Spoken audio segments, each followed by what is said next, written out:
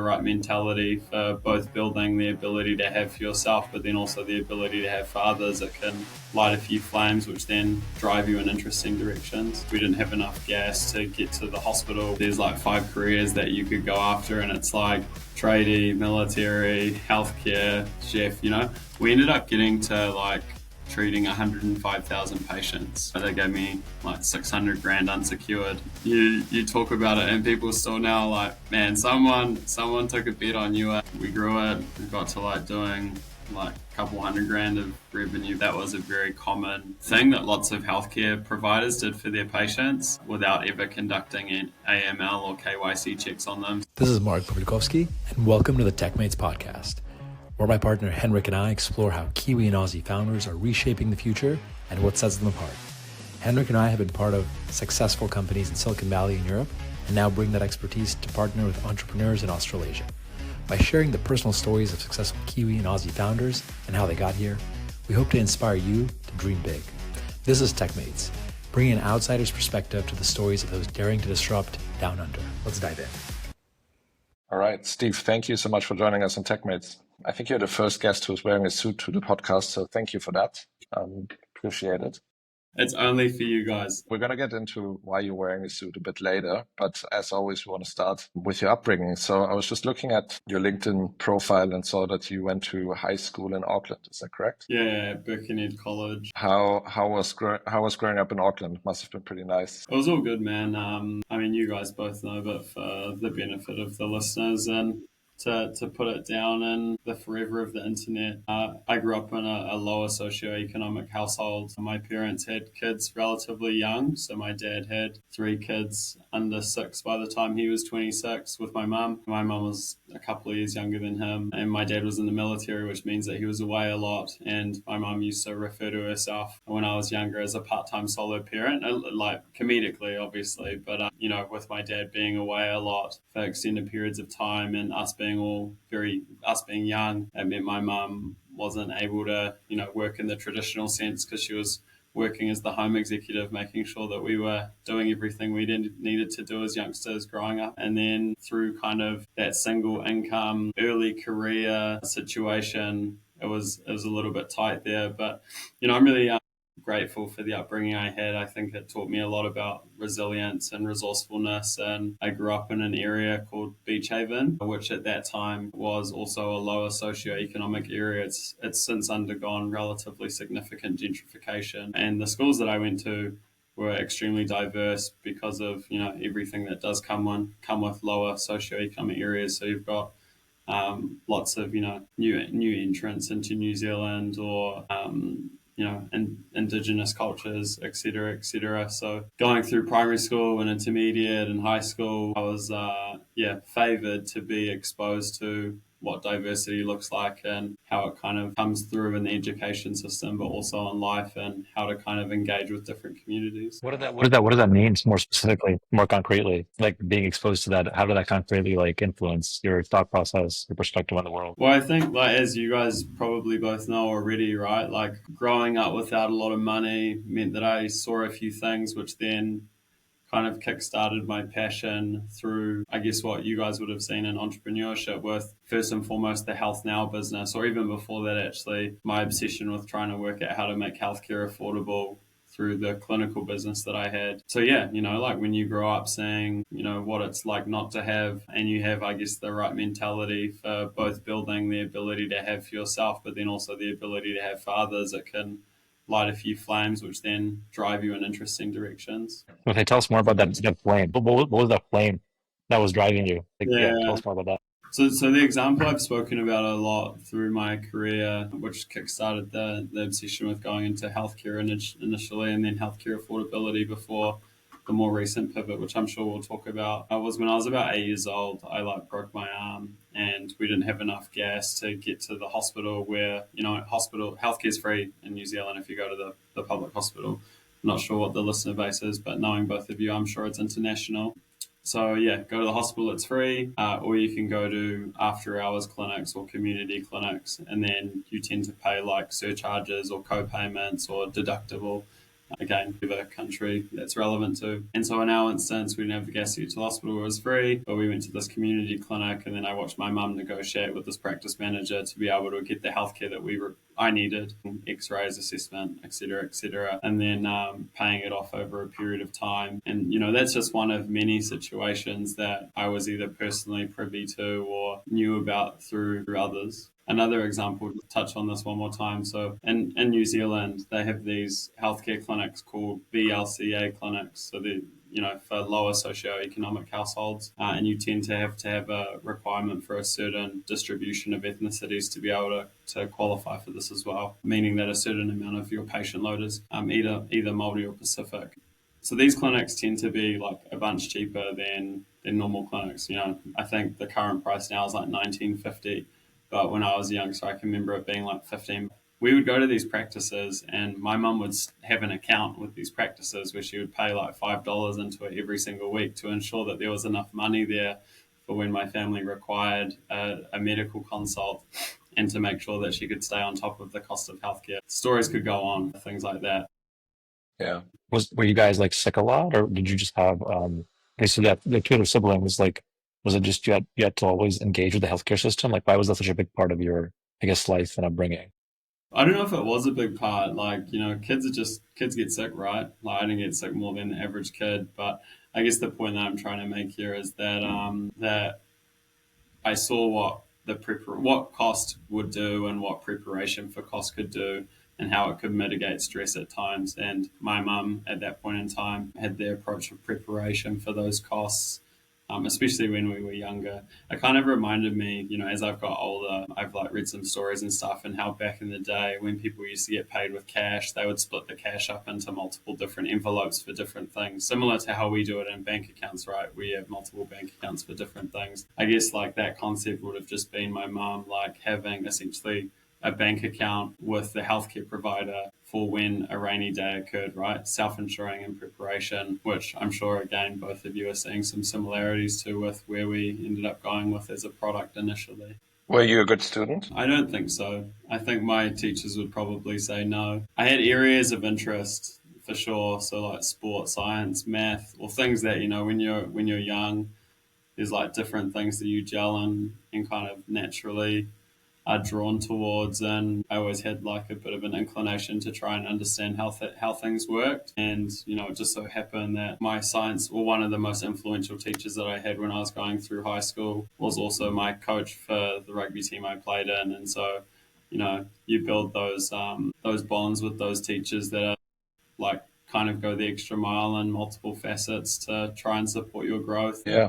And was it obvious for you that you wanted to go to university? I think when I was going through school, the societal institutionalization towards going to university had already occurred. I don't think that there was like or maybe that's only half true. If you were any good at school, and like I wasn't a good student in the way of like behavior, like I probably tended to talk to my peers a lot and get up to mischief and all that kind of thing. But I wasn't bad at school. Like I was good at the classes. I didn't have to try too hard to perform at like an optimal level, which probably also goes towards why I could get away with talking and being silly. So I think when you're like good at school in the academic sense, or perform well academically, then the school and your guidance counselors tend to push you on a path towards university, right? And that's the path that I was pushed towards too. I also obviously had the interest in science and healthcare. And so the only way to go into that is to go through university. I can remember when I was in school, kind of almost like explicitly said there's like 5 careers that you could go after, and it's like tradie, military, healthcare, chef, it's just interesting how I guess the thing I'm kind of drawing to is it's interesting when you look back, and as I look back in this moment, how like there was such a small number of things that were recommended from guidance counselors, but then, knowing what we all know to be true, there are truly so many opportunities in the roles that are around now versus the ones that were around in school, and the ones that will be around in 5 years from now are also so different too. Yeah, no, that's interesting. I think we can all relate to that. I think when I went to school, it was similar. Like it was, you can be a teacher, doctor, you can kind of work Engineer. in manufacturing, whatever. Yeah. So it's not really, if you don't have the kind of visibility over what's possible, for example, in entrepreneurship, you don't get inspired by it. So what was your kind of path that you thought you were going to go on when you had these different options? I thought I would study health science, and then I thought I would go and do a postgrad in medicine, and then I thought that I would go and study surgery, specifically orthopedic surgery. And then what ended Wow. up was I studied health science, and then I went and got my first job, and then I went and did some like postgraduate learning in orthobiologics and regenerative medicine, and I really liked that. And then I ended up, buying into a company with one other guy, and then we scaled that business to 15 clinics, 120 staff across 6 disciplines. So I think that the reason why I ended up doing that versus going back to uni and doing my postgrad in medicine was that I kind of got to this point relatively early in my healthcare career where I worked out that you could treat more people through the hands of others. So as the clinician, you could see 40 to 80 patients a week. Whereas as the person that owns the clinical business that employs, at that time, maybe there would have been 3 staff or 6 staff, whatever the number was, like each of them see 40 to 80 people per week. So your impact is multiplied by the number of people and the size of the business that you operate. Yeah, no, I was going to say that that's a really interesting way of looking at it. Doing, how do you say, treating through the hands of others? I like that. Yeah, well, that's the same thing with like entrepreneurship, right? That your impact is multiplied by the distribution that you've been able to achieve, and you even think after we did or like just to finish that or go further in that narrative of the healthcare company, we ended up getting to like treating 105,000 patients. Like I could have never, Wow. you think about how many patients I could have potentially treated in a whole lifetime versus how many I was able to treat in, well, not directly, obviously, but indirectly. It's like 10% of Auckland, I think, or not 10%, slightly less than 10% of Auckland had walked through one of our practices at some point in time. Wow, that's impressive. It tells a story of what that whole thing was. Like, what was is it an idea that you came up with, or was it something you had?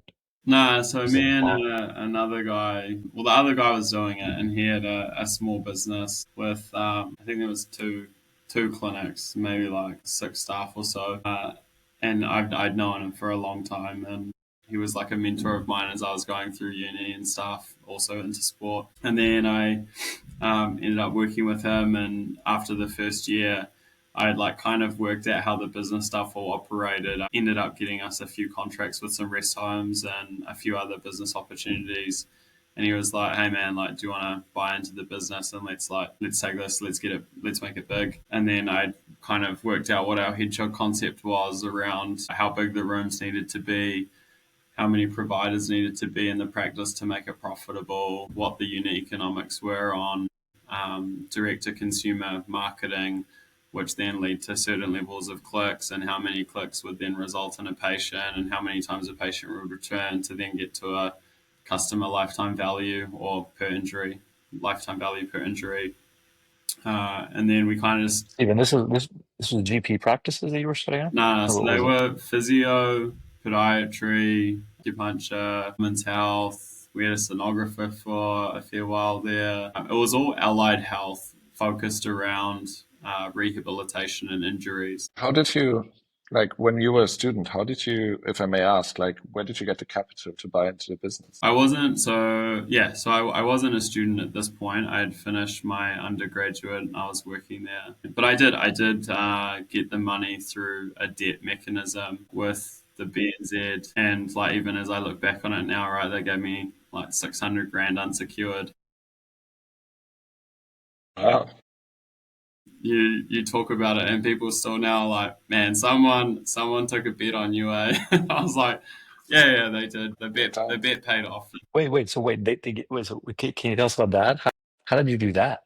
That's pretty, like, you basically got like an investment from them. Well, no, the business was performing, right? And then you had like my percentage of dividends more than covered the debt. So my serviceability was there. The business had track record.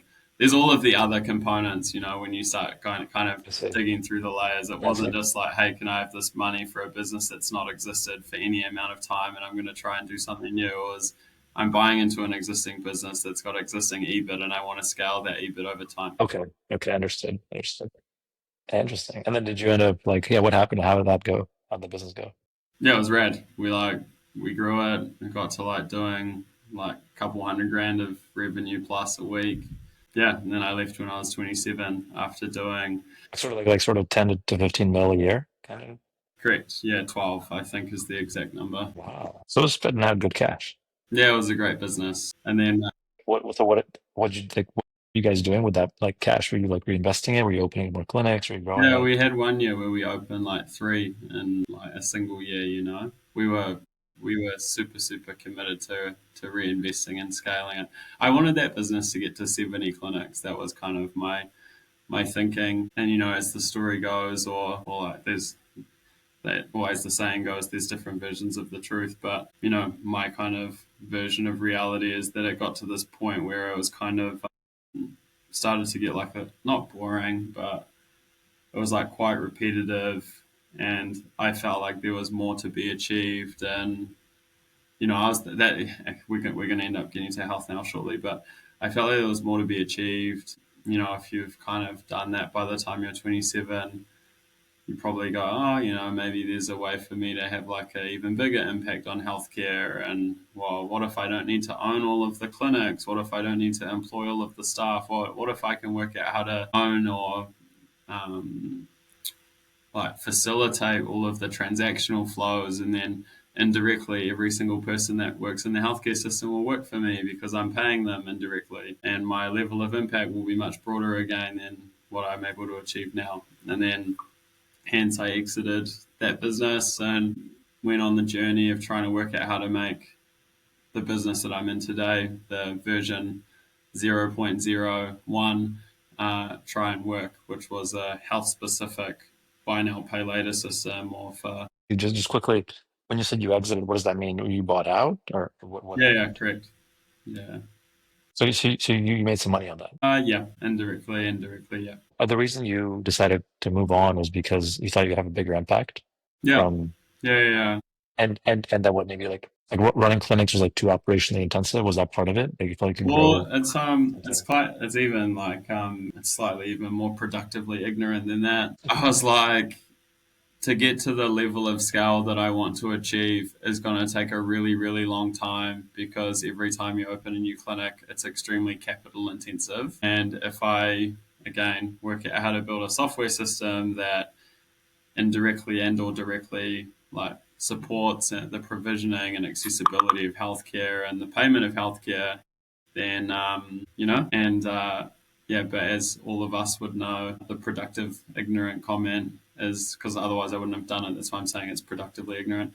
The ignorant comment is that brick and mortar businesses are capitally intensive and software businesses aren't, which again obviously is not true. Software businesses are extremely capitally intensive, and you also have a startup J curve, which is not that fun and super scary because you're burning other people's money and you don't have Yeah. profit at the very beginning to kind of leverage off to scale. But yeah, lots of interesting learnings.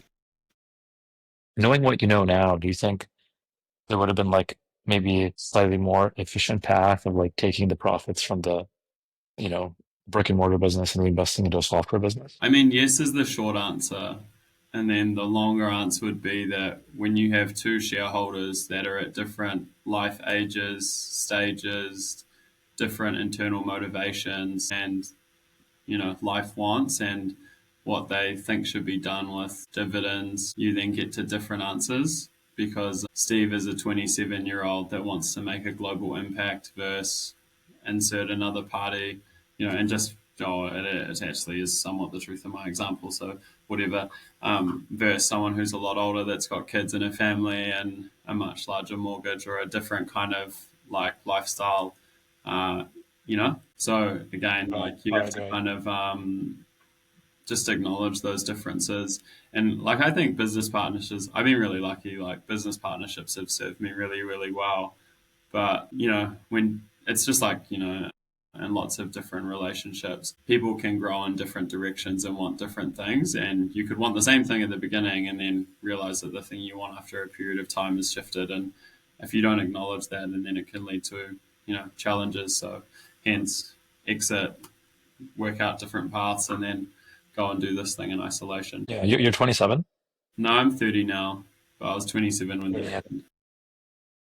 It's like you have a quite a, I think, a mature understanding and perspective on these things, right? I think like I think yeah, I think that's a quite mature and interesting. And like your comment about different, being in different life stages and having different goals, different like scopes of ambition, right? I think just general rule, like yeah, that scope narrows as you get older, and yeah, like recognizing that I think is important to find people who you go on the journey with who are aligned with what you want. Um, Yeah, and risk appetites are different too, right?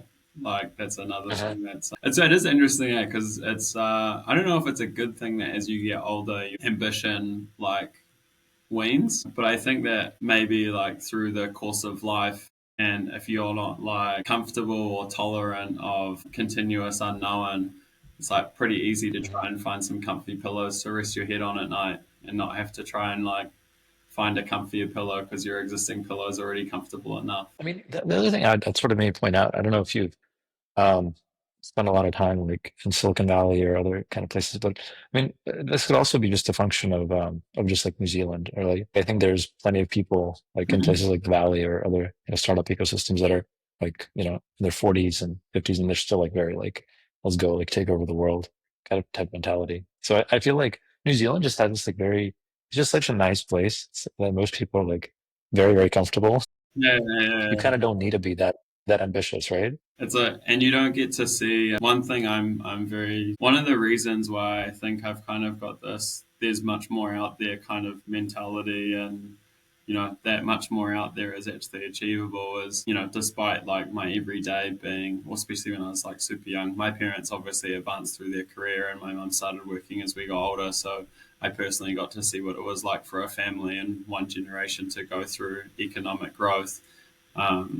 By the time I was 18, my dad had upranked as high as he could go in the military, and my mum was running a rest home, so they both had like pretty solid incomes. But then also my grand's partner was like an actuary for the Australian government, and so when I was younger, we would go on holiday to my grand's house in Australia, and they had like a literal holiday home in the countryside with a tennis court. She would send me to this private summer school, and then you'd see what those kids had or the way that they lived. And you could acknowledge that there was like some significant differences between what you had and what they had. And where I'm going to is that like, and they were all Australian.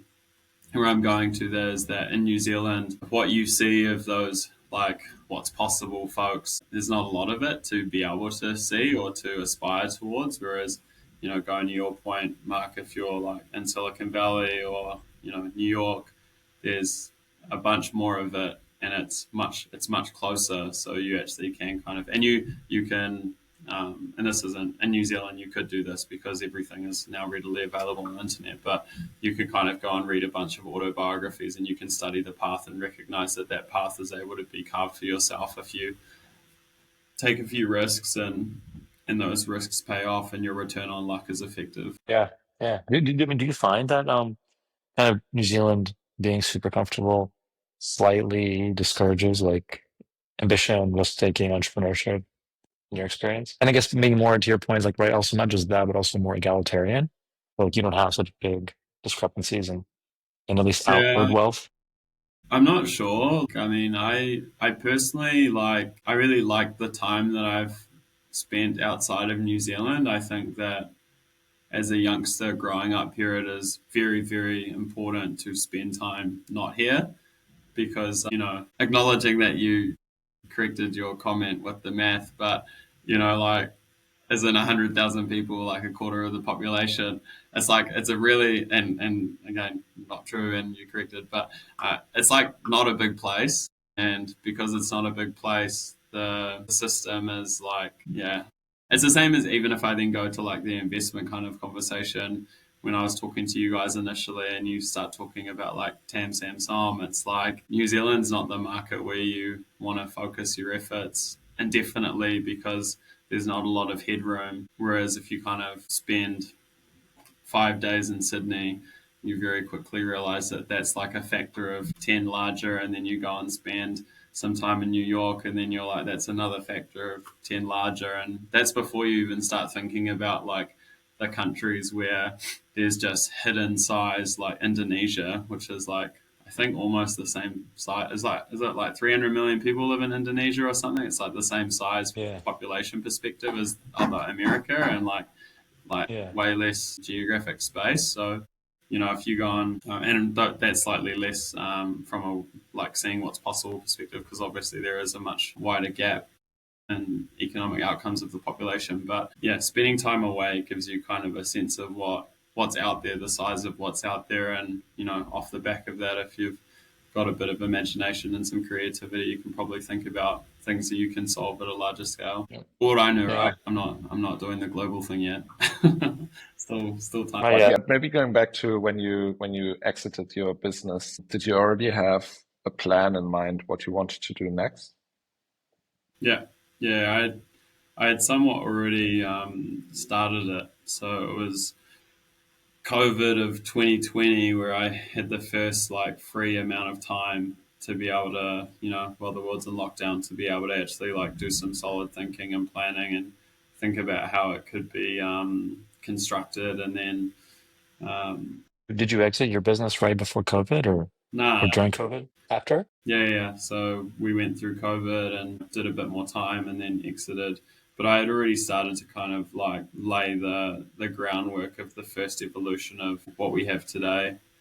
And had all of kind of those initial discovery conversations, because obviously I don't have finance in my background, and my first SaaS business was a fintech business as well. So I had to go and kind of do a bunch of learning and ask all of the ignorant questions or the dumb questions to try and get those first principle concepts down. So what was the kind of first concept that you worked on before you even started HealthNow? Yeah, so the first version of HealthNow, and you'll see now the connection back to my childhood, and also the healthcare business, was that people couldn't afford healthcare, and the lack of affordability led to people delaying treatment, which then subsequently led to poor health outcomes and increased need for tertiary treatments. All of that is true, kind of almost irrespective of what market that you look at. And so I felt that if you could make primary medicine or intervention more affordable, that it would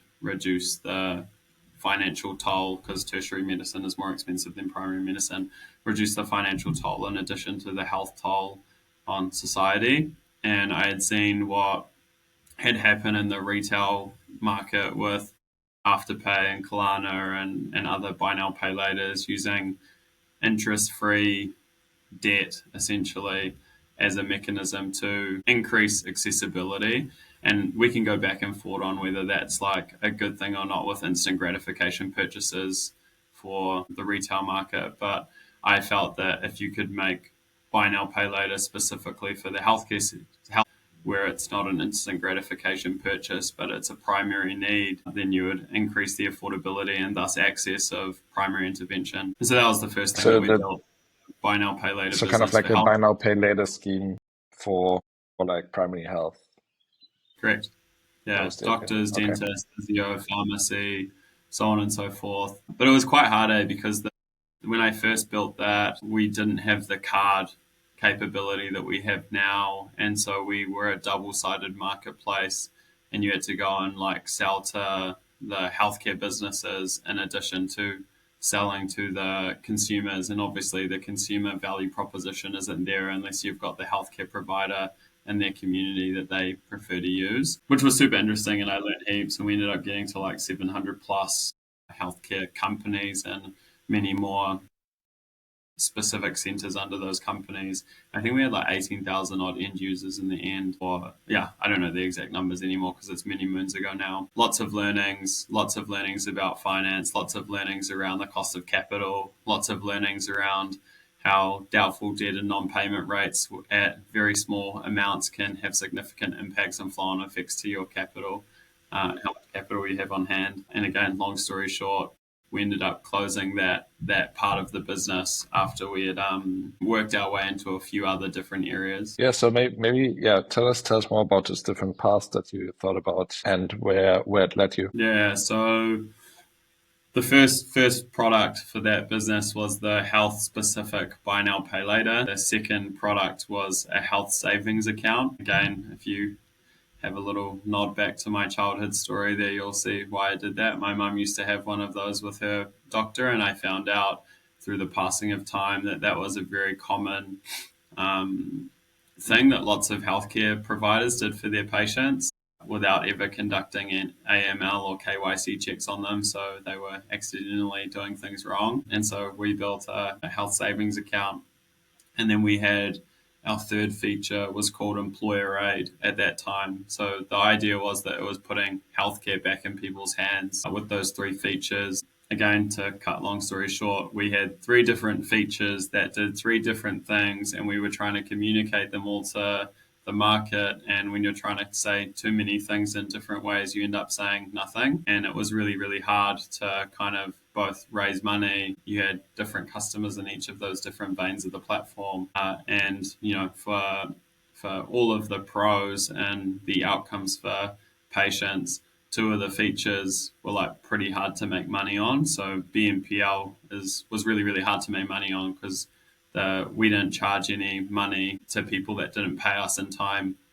And at that time, I didn't know that that was the mechanism or the primary mechanism of how some of these other bigger, or a mechanism, just so we use the correct language, a mechanism of how these big buy now pay laters were making money was charging late payment fees. So we didn't charge late payment fees. We couldn't make money in that way. The health savings account, we actually didn't charge anything for at that time. It was just kind of to try and actually stop people from needing to use debt to fund healthcare, but to save in advance of their healthcare needs and to try and bring people across to better approaches.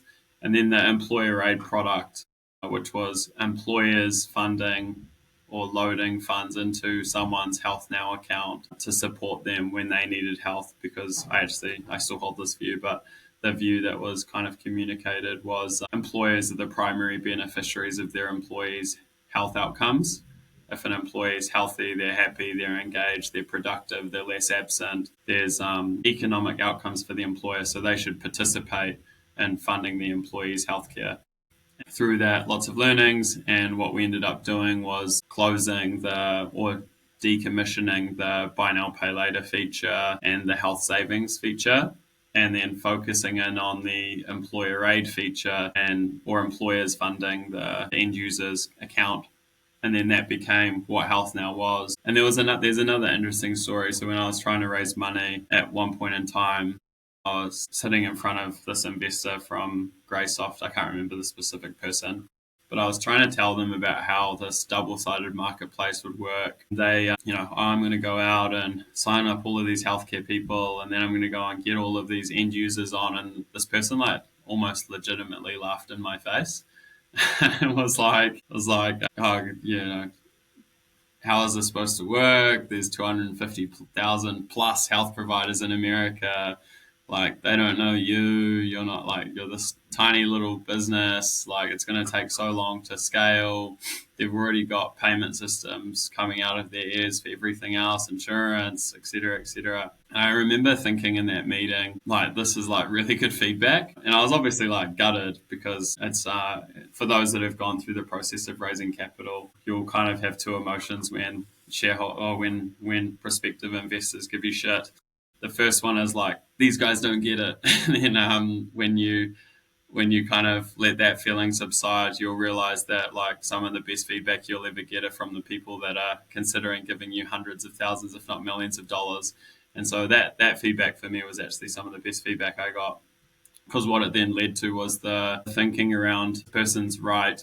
I need to work out how to get in front or get every single health provider to accept my payment type without them having a choice. And so hence we got the payment card, or worked out how to become a card issuer or sub-issuer in our case, and the processing relationship. And then we moved from having a double-sided marketplace. So at that point, there was actually three participants, because you had the employer, the employee, and the healthcare provider that they were intending on working or going. We could force acceptance as long as they accepted, in our case, MasterCard. See, so I mean, what was the kind of the core issue that you were trying to solve here? What was the core issue that you identified? Because it sounds like, in essence, it was just around sort of sequencing payment and helping folks sort of have like a rainy day piggy bank in some ways, right? That was sort of, The core was that issue, like, what was the core kind of fundamental? my problem with the world was that healthcare wasn't affordable and that I wanted to work out how to make it affordable. And I chose to try and do that with those three different mechanisms because debt funding retail products appeared to work. So why would it not work for healthcare?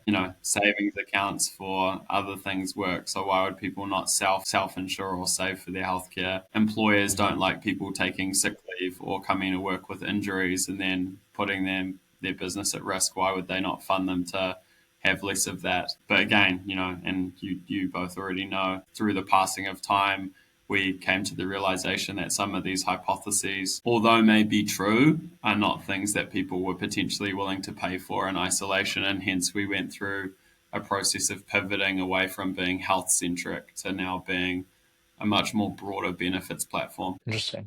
Did that? It's like, I think, I had a business in education technology, and like, I sort of went through this a little bit as well, where like I initially was like, oh, like, if we just provide kind of tools and materials to people all over the world, we can unlock all this potential. And you start off with this like very idealistic kind of Mother Teresa type mission, and then you realize there's like real practical, like who's going to pay for it, and like who actually needs it kind of questions, and you end up kind of like pivoting and like doing kind of like what everyone else does, like basically going after like the rich customers who have money, etc. Well, so I don't know if that's we pivot away from health and like definitely my sole purpose up until more recently was around like purely healthcare affordability. And I wouldn't say we've like pivoted to going after like just trying to get a buck because that definitely wouldn't be true. But I think what we've pivoted to is just because here's my thinking and talking to myself here. Just because you think there's a big problem and that problem could be real, it doesn't mean that that problem is something people are willing to actually pay for, right? And then there are other problems like maybe because they've got teeth, like compliance problems, or that's the painkiller conversation. But it's like there are other Mhm. problems where it's like actual inefficiency that's costing a single person money that has focus and consideration, or it's a compliance problem where again, it has time inefficiency, but also can get people in trouble. Where there's a lot more motivation or propensity to pay, and also to adopt to adopt a platform. And so, if you think about like where we started being like, or where we ended up with this employer product, we're going to get employers to pay for healthcare. And we went to market with that and we sold it and people did buy it and we got to a certain level. And then we started getting the customers being like, hey, it's cool that you do healthcare, but health isn't the thing that I'm wanting to distribute. I still want to be able to control the payments on where they can spend it. It's just that I want much broader application of that. And you're like, what is the problem we're actually solving? It's not just like funding health, it's helping an organization move an economic amount to an intended recipient with controls and governance around where it can be spent. And, if I do that for lots of different reasons, then again, adding value in a much broader context. My question on that wasn't to say that you guys, yeah, like pivoted to go after like sort of more lucrative market or something, but I guess I was just trying to ask, like, in that transition, did you feel a little bit of like sort of a dejection or sort of like a little bit like of a loss, and that you started off with this like kind of very pure mission, and then you sort of had to like kind of dilute it and change it to fit, and like it wasn't exactly addressing the initial need you started with? Like, what was the? I mean, I guess what I'm saying is I think that naturally happens with every business. You start off very idealistic, and then you sort of like have to adapt to reality. But just curious, like on an emotional level, how did you deal with that? Oh, yeah. Yeah, that sucked, eh? Yeah. But like you were, but the thing is, like, not every entrepreneur does that, right? And like you see people who like run nonprofits or just continue trying to do a business that doesn't make sense because the mission to them is more important than like actually getting something into the market and getting people to use something and creating even some bit of value, even if the value is not doesn't look like exactly what they envisioned initially. Like, so that requires you to like sort of change your thinking, change your purpose, your goals. What was that transition like for you? Well, I really like Charles Darwin. So if you just approach life with a little bit of Darwinism, then you tend to not die because you will adapt to the environment and Hmm. live on and hopefully prosper. But obviously, man, it was like pretty uncomfortable. I think for me, if I go back to that time period where, again, for like all intents and purposes, we probably like in the context of the word had failed. And failing sucks, but it's also a really good teacher at the same time. Like, it was lame. We like didn't do the thing we wanted to. We had raised some money, and you kind of had like signs of early progress, which gives you all of the feelings of maybe this will work. And then, as you're trying to go through the different chasms of adoption, you're like, fuck, this isn't going to work. And then you kind of, yeah, to my point again, like if the options are to pivot or die, it's a pretty easy kind of choice. And I think going back to your comment of like people that are like so focused on their mission that they lose the sense of like they've actually got a business at the bottom of it. I like to like operate with social capitalism in mind, and what I mean by that is that if I'm able to like build a business which does good things and makes money, then that business gets to grow, and through growing, it serves more people and makes more money, and it becomes self-fulfilling. Whereas if you kind of go down the path of what you were saying or alluded to, I'm going to keep doing this thing even though it doesn't work, or I'm going to go and do this thing and it's going to be like a non-for-profit.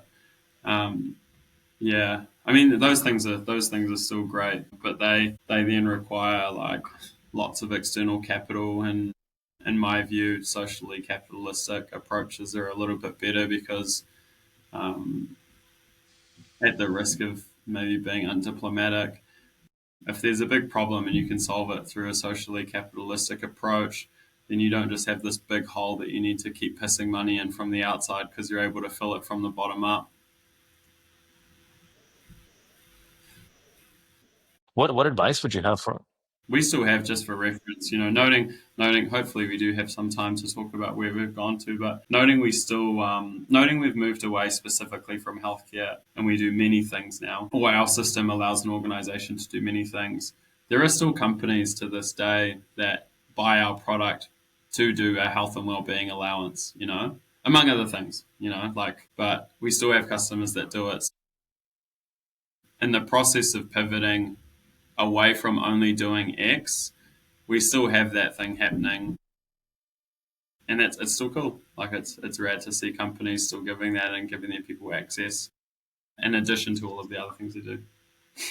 Steve, what advice would you have for founders who are in that stage where you were when you had Health Now and realized Health Now wasn't the right product, or at least in the way that you were doing the buy now, pay later, and like you sort of had to say, okay, this is wrong.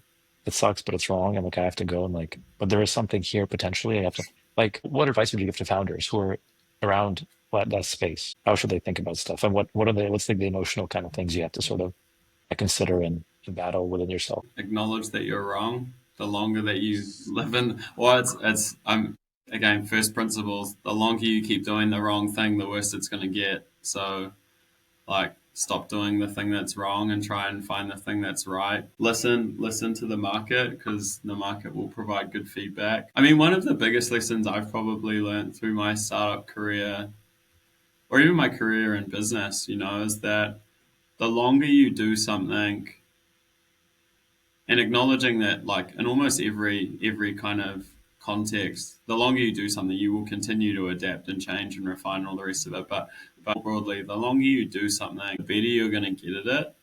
And then the longer you're in market, the more likely bigger customers are to trust you because you've got more track record. You're not going to disappear tomorrow. All the things that time on the ball kind of teaches you. So I think whatever you need to do to not die is the thing that you should probably do, because through not dying and the process of kind of continuous learning and listening and discovery, you'll find the thing, or you'll be able to refine to the thing that actually is the thing that will be able to grow and scale. There is no business, or there's a few more recently that and they get published. But statistically speaking, most businesses are not gonna like be massive or hit the main stage in their first 12 months. Most aren't even gonna hit it for the first like 7 years, right? So if you're like truly like going on the startup journey, and you want to go on, and then also you should read and look at this because it's not just my views, but if you're going on the startup journey, you need to like literally acknowledge from day one that you're going on like a potentially a 15-year like marathon, and through that marathon, there's going to be a whole world of ups and downs. An interesting observation. I think, like, yeah, we like obviously you see in the news nowadays, like, somebody got to like 100 million ARR in like 12 hours or whatever, right? Like all these like crazy stories. But I think, yeah, as you say, like the majority of businesses are actually like, years long kind of, finding the right thing, not getting to traction, and then they only come into the public eye and start growing the minute they kind of find something. But that, often is the result of like a 5 to 10 year journey. So I think that's an important reminder. To put it back to you guys, wait, how many startups fail? Most of them, like 95%. So 95%, right? And then of the 5%, you can literally name the ones that have got to that 100 million of ARR overnight kind of chat, because there's like, 3 or 5 of them. So, and there's like hundreds of thousands, if not millions of startups that happen. So there's like this long tail of businesses that have been going at it for ages. And even if you go and look at like, Netflix, like what were they doing at the start? Admittedly, Netflix, they obviously had kind of the foresight to acknowledge that they would eventually be movies on the internet. Otherwise, they probably wouldn't have been called Netflix. But, they were like a lot of video for ages and then kind of pivoted over the course of time. Do you guys remember what happened to their stock price when they told the market that they were going to stop doing mail order videos? That Tanked hard because everyone was like, "Yeah, what is going on here?" Anyway, we digress. that was the time to buy Netflix. Yeah, Yeah, no, I mean, I think there's just so many variables that it's always hard to predict these things. I think Mark the other day said like it's persistence is more important than competence in many ways. Like you just kind of continue doing stuff and continue not dying, as you say, Steve, and then at some point you get to In reference to myself. yeah.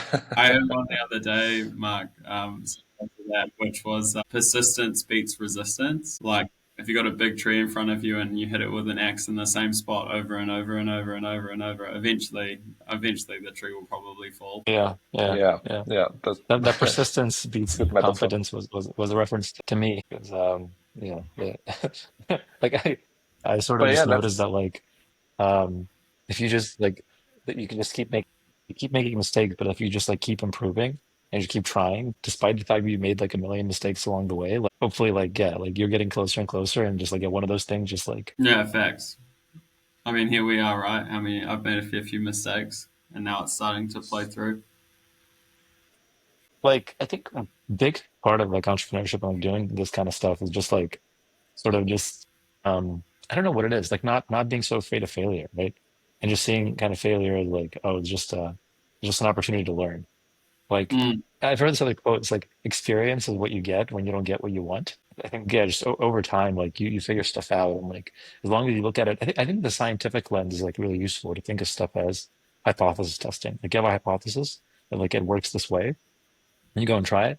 And like so like it doesn't work. It doesn't mean like, oh, you're like that's it, you're done. It's like, oh, okay, this doesn't work. Like I have 5 other hypotheses. I'll go test them and like keep sort of iterating. yeah, totally. I agree. And that's like going to what we're up to now, right? Like through that scientific process, that's what then kind of bred life into extraordinary, because it was through kind of doing the health thing that we then had the customers dragging us to doing more. And then, once you start doing all different forms of payment, then now more recently, we've kind of through that process discovered this public transport opportunity and the corporate gifting opportunity and the compliance opportunity. What was the learning? So you kept talking to customers and they were saying, we want, so you're giving us like a way to offer healthcare. We actually want to offer a lot more benefits. What was kind of the problem that you were sort of seeing in the market that you needed So the help way solving? we sold HealthNow was we've built the ability to control payments and specifically payment cards. So you have the ability to put money onto this platform, which is connected to this card, and then you can put controls in place to make that only work for healthcare. And then they would go, but what about not healthcare? And I was like, okay, got it. Yeah. What do you want to Mm, control? And they'd be like, I don't know, travel allowances, meal allowances, corporate gifts, reward and recognition. The list goes on of all of the different forms of payments which happen between an organization and their employee. And so, yeah, hence we moved to doing much broader things. Interesting. And Okay. then we kind of And went through this other process after that, though, that was quite interesting again, which was um, the psychological perception of the platform and how if we modularize the platform, then there would be more propensity to both buy and pay because they could select the module which was most relevant for them. And then it also gave us the ability to speak about more specific things in the conversation and then lateralize, as we like to call it, once we had an initial feature in. So maybe they started with a controllable allowance and then they moved to then also having corporate gifting or reward and recognition or more recently public transport or whatever sequence they went through that. And then there was another real interesting learning around pricing where we used to kind of just have a SaaS fee where it was like, I don't know, $5 per user per month. And psychologically, what the buyer was hearing was $5 per card per month. I get cards from the bank for free, and so they were like using a reference point wasn't relevant. And then so you start changing the words around your pricing model, start changing attaching the concept of pricing to different things, which are then when you do like a reference point, have the appear to be much more affordable. Yeah, that was another. so what did you change the reference point to? We moved from a pure per person per card holder per month to depending on the module, but per employee on the platform per month plus a fixed breakage fee. Breakage being, this was another thing, we used to call it a load fee, but when you call it a load fee, people start making the comparison to card fees, and card fees are 2.5%. We were charging 5. But when you start making the comparison to breakage is 15 to 25%, and then you say, hey, we are going to offer you a fixed breakage fee at 5%, you're like saving them a bunch of cash. And so that What is breakage? it's the amount of money that a gift card company keeps when it's not used by the intended recipient. So if you go and look at Starbucks as an example, they made like $182 million last year on money that was given on gift cards that then wasn't redeemed. And I think they sit on about $1.7 billion of prepaid customer funds. So breakage is how much money is sitting on the cards, or how much money you get if that money is Unredeemed. sent So if you run unredeemed. a gift card business, like insert gift card business, and I buy you a gift card, I buy Mark $100 on a gift card. If Mark loses that card, what happens to the money? I don't know. It just gets lost. Well, it can't get lost, right? It has to go somewhere. Who gets it? It just sits on the balance sheet of the company you gave the money to, right? Yeah, but then eventually it stops sitting on the balance sheet and it's recognized as profit. Interesting. After the gift card expires or something, right? Yeah, correct. Yeah. And And so with gift cards, across that industry, breakage rates differ, but we allow companies to fix or give the perception of allowing companies to fix their breakage rate at 5%, which is less than the averages. so that means that if a card expires, you will only take 5% of what's there and give the 95% back. Correct. Okay. So the company gets this money back, and that's better than most gift card companies. So they're happy. Correct. But why wouldn't they just give their employees debit cards or credit cards or like spend cards if those have lower kind of like card fees? Because you can't control the cards. Well, it's not. There's lots of reasons why you wouldn't do that. The first thing is if you just give them a debit card, then they've got to have access to a central bank account. You can't distribute money through the banks into these distributed bank accounts for each of your employees, which then gets you to like the giving employees credit cards. Credit cards Mhm. have spend limits. What is the spend limit? Can you have like automatically adjustable spend limits? The answer is currently no. With our cards, the answer is yes. Can you like turn them on for specific things and turn them off for specific things? In the traditional banking context, the answer probably gets to no. There's obviously a few SaaS businesses where the answer to that's yes. Then you get to the compliance thing, which is how do you differentiate between unclassified benefits, which in New Zealand are subjected to FBT, in New Zealand and Australia are subjected to FBT where relevant, or not subjected where not relevant, and then in the US have like different tax treatments than corporate expenses as well. So that's where I was saying at the start of the call that, through the passing of time, we've started to realize that there's this whole compliance angle to our platform, which has kind of become a real core feature of what we're delivering to a large business with diverse distributed teams as they look to distribute unclassified benefits. Can you talk a little bit about the transport angle as well that you recently discovered?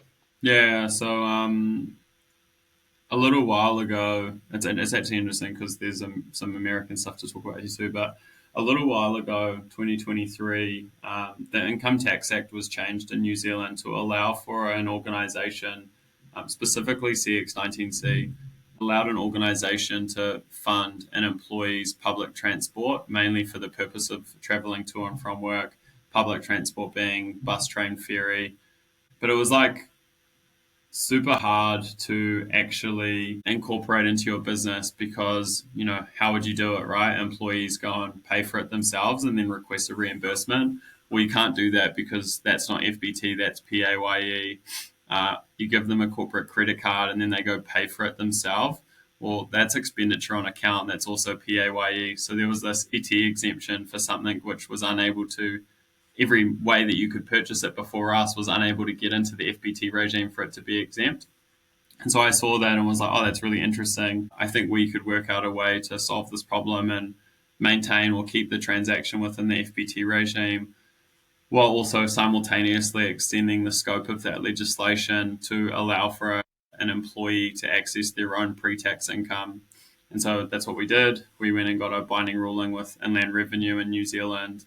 And then now every employee that has an employer that has extraordinary has the ability to access their pre-tax income to pay for their public transport cost, essentially saving them their marginal tax rate off their public transport cost. So if their marginal tax rate is 33%, then they'll save that off their public transport.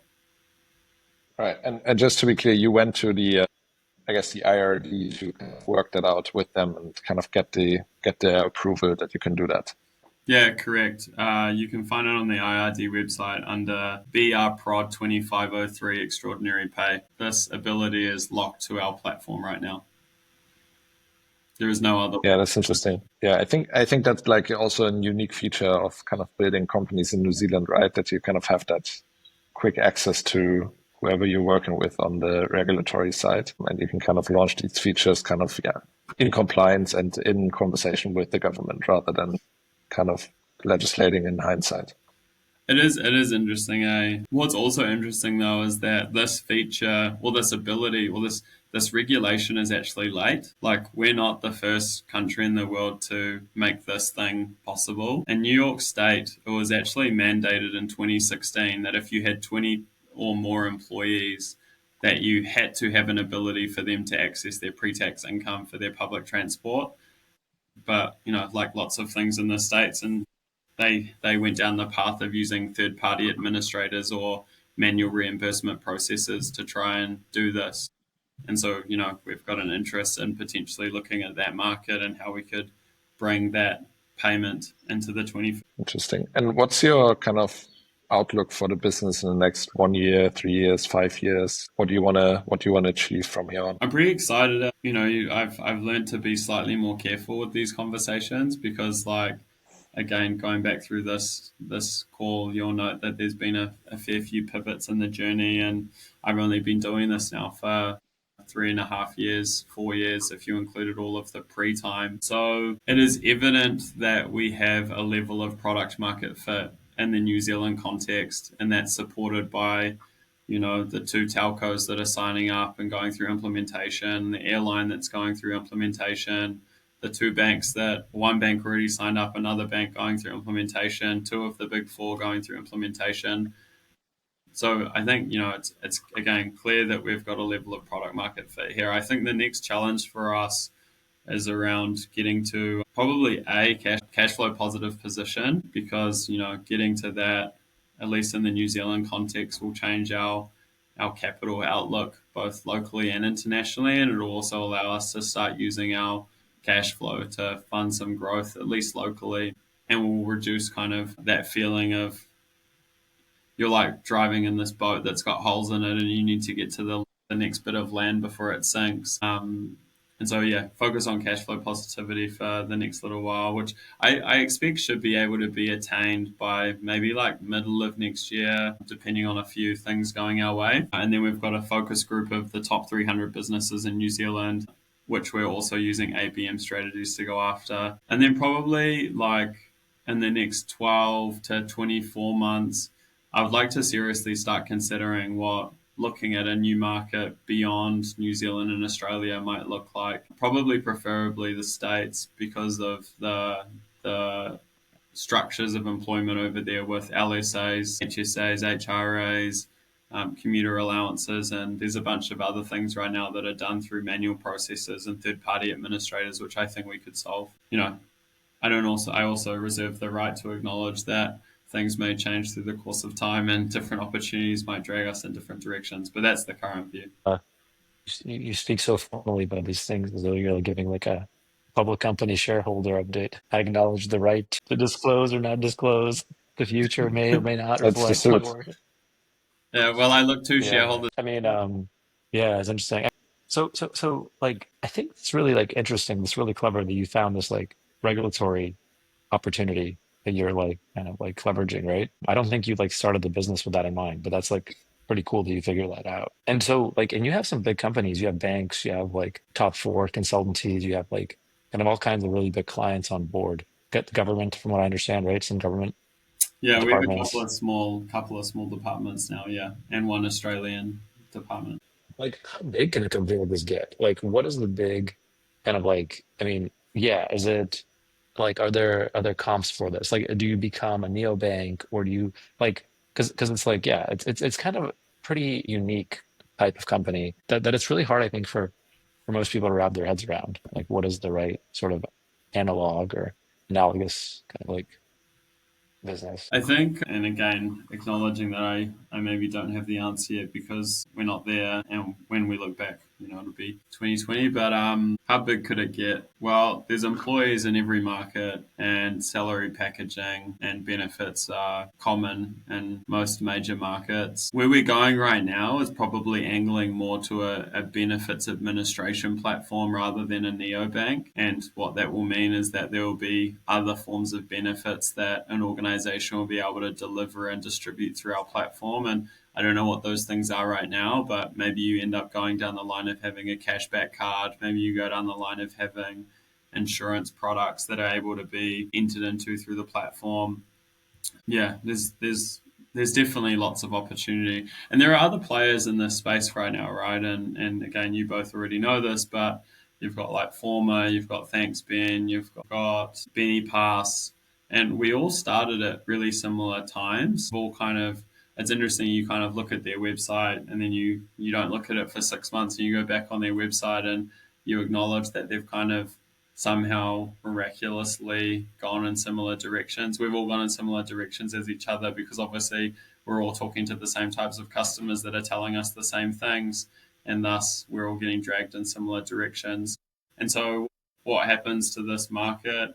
I don't think it's a market where there's a one player wins all. I think it's like there's enough space for multiple players. Maybe you see like roll ups in the future, like or acquisitions start happening, which again is common in these types of markets. But I'm pretty excited. I think there's definitely, there's millions and millions and millions of employees that get benefits, and under our current pricing structure, if we got to like 3 million people on the platform, you're talking about multiple billions of dollars of like value in the entity and hundreds of millions worth of annual recurring revenue. It's just there's a big gap between where we are now and getting to millions of people on the platform. So that's where our focuses are now to close that gap. That makes sense. Do you have any companies that you look up to, that you look at and you think, man, be really cool if we took that same trajectory? Like, are there companies that took a similar trajectory, going after maybe similar or parallel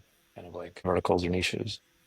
Not in similar areas as ours, but the who are your heroes comment. It would probably be down the lines of Steve Jobs, Jeff Bezos, and Ajay Banga. He was the chairman and CEO of MasterCard for like a while there. I really like that guy, financial inclusion and stuff. But yeah, I've spent a lot of time like studying and trying to learn from all of the available resources on all three of those cats. So what, maybe to wrap things up, we talked a little bit about kind of building companies in New Zealand, and I guess there's some benefits to it. There's some downsides to it. I guess we didn't talk too much about fundraising. You alluded to the fact that it's probably not that easy in New Zealand. What's your advice for people who are trying to start out businesses in New Zealand or Australia? Yeah, what would you kind of tell them to do when they first think about an idea that they have in their mind? Actually, I do have one bit of advice, which is kind of maybe not directly there, but slightly adjacent. I think in New Zealand, or lots of founders that I've met that are like in the idea stage have some like level of fear in talking about their idea because they're worried someone else is going to steal it, and they like start wanting you to sign NDAs and all this kind of nonsense. And it's like honestly, man, like if you're at that stage, you should be talking to as many humans as humanly possible about the thing that you're trying to do and getting as much market feedback as humanly possible. First and foremost, you shouldn't be worried about someone stealing your idea because your idea currently is still only an idea. Secondly, they're not going to have the passion that you have for the idea because you've been thinking about it all the time for however long you've been thinking about it, whereas the person you're just talking to has only had it for 2 seconds and is probably already busy doing their own shit. So whatever you're talking to them about isn't going to instantly get them to like flip their whole world upside down to start chasing the thing that you're chasing after. Market feedback is extremely important. And you only get that through actually having like the 1,000 or 10,000 conversations that are needed. Yeah, no, that's good advice. Yeah, I think your story is really about kind of pivoting and taking market feedback into account. That's really helpful. Yeah, we're super excited to see where Extraordinary is going. We're in for the ride. So thank you so much for joining us. Good luck with your meetings later today. Thanks, Hendrik. Thanks, Mark. Yeah, thanks, Steve. Congrats on all the progress. Thank you for tuning in to TechMates. If you enjoyed this episode, be sure to subscribe, leave a review, and share it with friends. We'll be back soon with more stories of Kiwi and Aussie founders reshaping the future and disrupting down under. Until next time, keep dreaming big and daring to disrupt.